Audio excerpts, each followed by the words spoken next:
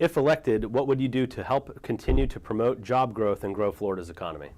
When it comes to jobs in the state of Florida, hopefully we can diversify our economy more. That means adding infrastructure jobs, that means adding manufacturing jobs, and that means making sure that we have tech jobs that will encourage job growth in the state of Florida. When it comes to those jobs, we need to make sure that we have our workforce that's ready to take those jobs and meet the demands that people in the hiring field have of our workers. So that means having tech and trade schools in our K through 12 schools that will hire and train students to be ready for those jobs.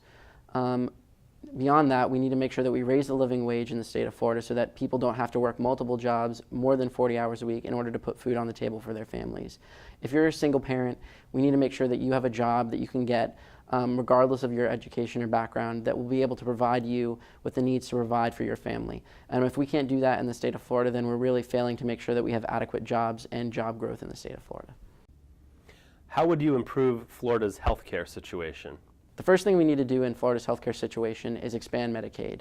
There's no reason why we shouldn't take the federal dollars that we pay as taxpayers to the federal government and take it to help Floridians. Beyond that, we need to make sure that we have a comprehensive mental health program in Florida. Really, we're, I think, lowest in the country when it comes to mental health funding, and that's a real travesty.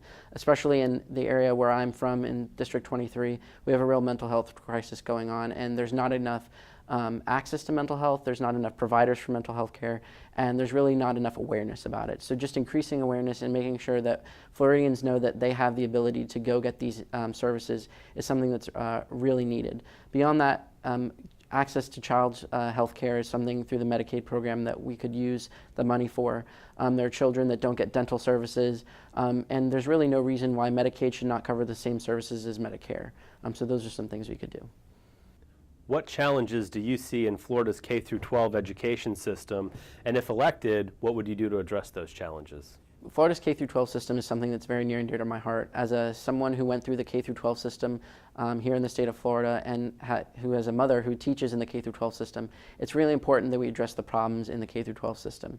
And that means increasing funding for K through 12 schools. That means increasing teacher pay so that we have more highly qualified teachers. And that means basically really doing a complete overhaul of our K through 12 system. When it comes to our K through 5 system, K through 2 is devoted to making sure that students can learn to read.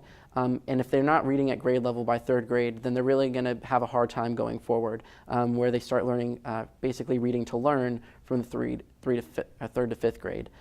If we basically lower class sizes for the K through 2 system, then students will have more individualized attention and do better when it comes to the basic skills of reading, basic math, and writing, and will be better prepared going into the future.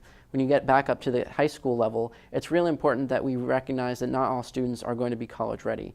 I was very fortunate in being able to go to a public university in the state of Florida, and I think that it's great that we have students that want to go to a university here in the state or out, but we need to make sure that the students who aren't going to college are adequately prepared and have skills to go into the workforce. So that means if I was elected, I would propose a bill that would basically say every public high school in the state of Florida should have trade and vocational schools. So whether you want to become an electrician, a plumber, an auto care mechanic, or something of that nature, you would have the ability to do so as a student in a public school and high school in Florida.